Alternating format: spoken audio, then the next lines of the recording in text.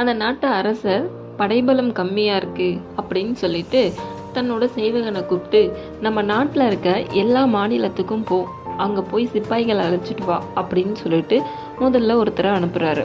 ஆனால் போய் ரொம்ப நாள் ஆகவும் எந்த ஒரு விவரமுமே இல்லை. அதனால் அரசர் இன்னொருத்தரை அனுப்புகிறாரு. ரெண்டாவதாக போனவர் போயிட்டு ஒவ்வொரு நாட்டுக்காக போய் திரும்பவும் வராரு. முதல்ல போனவர் வரும்பொழுது சும்மாவே திரும்பி வராரு.